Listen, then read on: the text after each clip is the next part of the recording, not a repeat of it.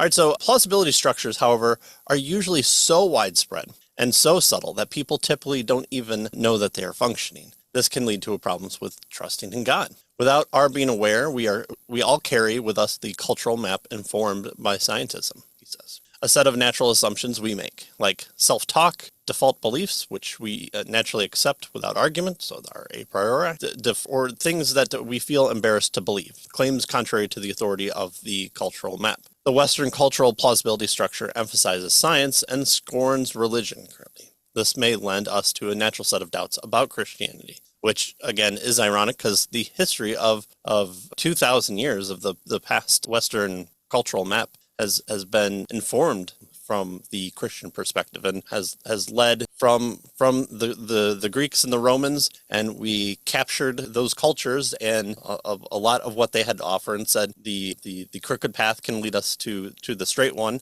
and we can take the good things with the bad and redeem the bad and take what is good from God's nature and carry it through to Western civilization.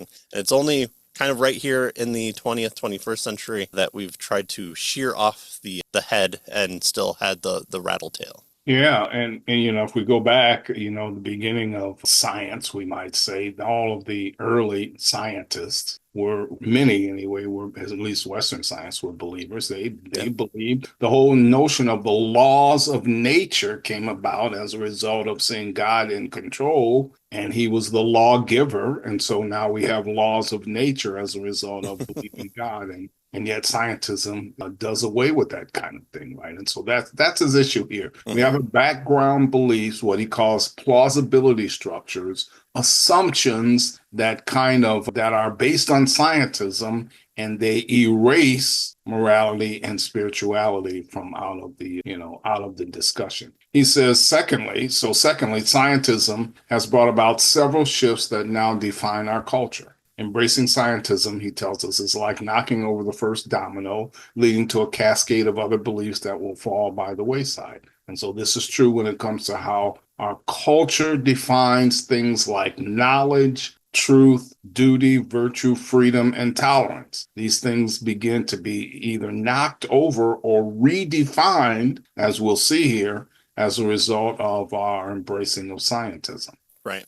Right. We want to, kind of poo-poo the slave-holding rich white men that founded the country, but then hold up the documents that their background, culture, religion informed to write those documents, and then be able to stand on the thing that they created in order to spit on them. So we're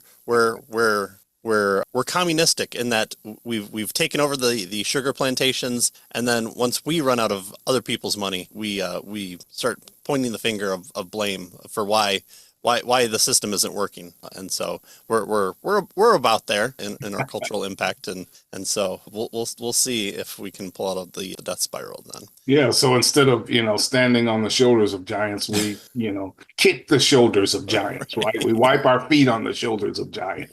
Yeah. And when they start to fall because we've been kicking them too much, we suddenly are crying out because we're falling. Who would have thought that would be the case? Well, this first shift in the realm of religion and ethics and is a shift from knowledge to blind faith. Shortly after the terrorist attacks of September 11, 2001, Oprah Winfrey focused an entire episode of her program on the turn to God since the attack, a turn she herself wished to foster. And I do remember this, and I think you can find this online as well. I think there was some audience participation, even from some Christians in the audience as well, or it could have been kind of in the episodes leading past this episode. But this is how Oprah responded to 9/11. She urged people to seek God. She said, whatever he, she, it, or they mean to you, and again, this is 2001, we should not get hung up on the word we use for him, her, it, or them, she cautioned. The important thing is that we all seek our own truth with renewed vigor. And again, this is the kind of almost height of the postmodern movement, where what's true for me is not always true for you. But this idea that she's wanting to posit here is, think of something higher. And with that, again, she's borrowing on capital of Christianity by turning to this general view. And we'll go in and talk about a little bit of what her idea is here. Yeah, and Moreland ask us, what assumptions, most likely subconscious, must Oprah Winfrey and her editorial crew be making about religion and the audience's understanding of it, right? God, whatever you're. He suggests that the assumption is that in contrast to scientific assertions, religious claims are neither factual in nature nor subject to rational evaluation. Religion is not a domain of fact and knowledge, and so it can be whatever we think it is, right? Whatever we think God is, whatever we think our truth about God is, then we can seek that. And so it's nothing like, science, which is hard and factual and that sort of thing. In the book, he kind of expands on this illustration and he asks, what would she say if it was an outbreak of polio, right? Would she say, well, turn to whatever you believe will cure polio, whether it's candy or whatever, just take whatever you need to do. But we need to turn to our own solution, which she wouldn't say that, right? But when it comes to religion or God, this is kind of everything's up in the air, and it's whatever you think or whatever you believe. That's your truth. Right.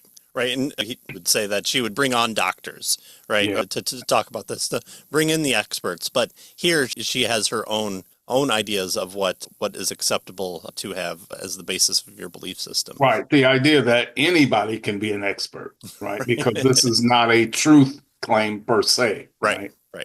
So the hidden assumptions, even of that, once we get past, if you're a Christian watching that's going to make your hackles stand on end. But there's a greater assumption there that we should focus on, according to Moreland.